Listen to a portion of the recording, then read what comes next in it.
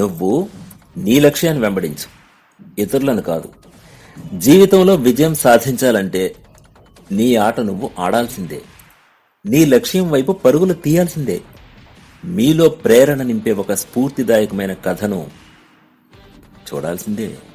జీవితంలో ప్రతి ఒక్కరికి ఒక లక్ష్యం అంటూ ఉండాలి.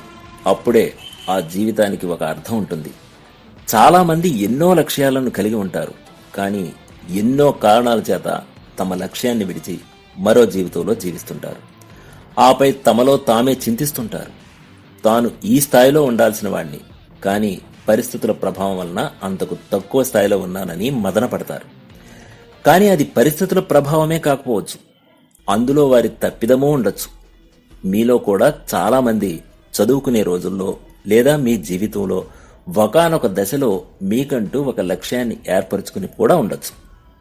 దాని గురించి అందమైన కలలు కని కూడా ఉండొచ్చు. ఒక డాక్టర్ అవ్వాలని, ఇంకొకరు యాక్టర్ అవ్వాలని, సినిమా డైరెక్టర్ అవ్వాలని, లేదా ఒక నాయకుడు అవ్వాలని కలలు కని ఉండొచ్చు కదా. కానీ ఇప్పుడు మీ కలలనేవి కలలుగానే మిగిలిపోయి ఏదో ఒక ఉద్యోగంలోనో లేదా వ్యాపారంలోనో స్థిరపడి ఉండొచ్చు. మరి ఇలా ఎందుకు జరిగి ఉండొచ్చు అని మీకు కూడా అనిపించుండొచ్చు ఏదో ఒక రోజు.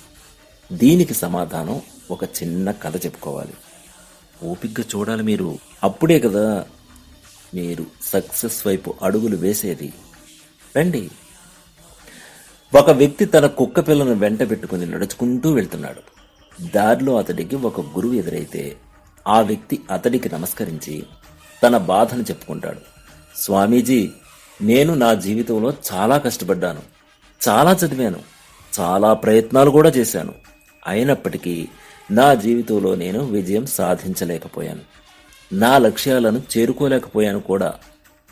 దేవుడు నా రాత ఇలా ఎందుకు రాశాడో అని అంటాడు. అప్పుడు ఆ స్వామీజీ బదులిస్తూ కొద్ది దూరంలో ఉన్న ఒక ప్రదేశం పేరు చెప్పి ఒక వస్తువును తీసుకుని రమ్మంటాడు. నీకు సమాధానం దొరుకుతుందని కూడా చెబుతాడు. దీనికి ఆ వ్యక్తి వెంటనే స్వామీజీ చెప్పిన ప్రదేశానికి తన కుక్కపిల్లను వెంటబెట్టుకుని బయలుదేరతాడు. కొద్దిసేపటి తరువాత స్వామీజీ చెప్పిన వస్తువును తీసుకుని వస్తాడు. స్వామీజీ ఏం చెప్తాడో అని ఆతృతతో ఎదురుచూస్తాడు. ఇంతలో ఆ వ్యక్తిని చూసిన స్వామీజీ మాట్లాడుతూ, నువ్వెంతో ఉత్సాహంతో ఉన్నావు కదా, నీతో కూడా వచ్చిన నీ కుక్కపిల్ల ఎందుకో అలసిపోయినట్లుగా ఉంది అంటాడు. అప్పుడు ఆ వ్యక్తి బదులిస్తూ, నా కుక్కపిల్ల దారిన పోయే కుక్కపిల్లల వెంట పరుగులు పెట్టింది, ఆటలు ఆడింది, మళ్ళీ నా వెంట వచ్చింది, అందుకే అలసిపోయి ఉంటుంది. నేను మామూలుగానే నడిచాను కాబట్టి అలసట్లేదంటాడు. దీనికి వెంటనే స్వామీజీ బదులిస్తూ, అదే నీకు సమాధానం అని చెబుతాడు.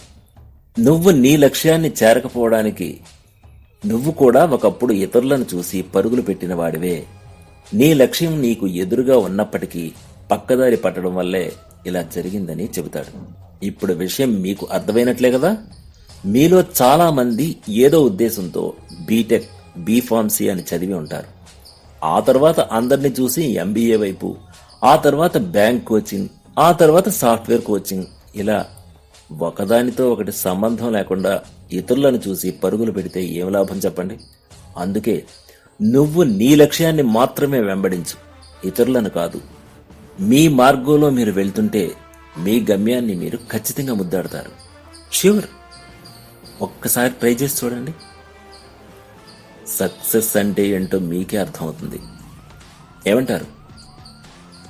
మరొక వీడియోలో మళ్ళీ కలుస్తాను. నమస్కారం. లైక్ చేయండి, కమెంట్ చేయండి, షేర్ చేయండి, సబ్స్క్రైబ్ చేయండి. నమస్తే.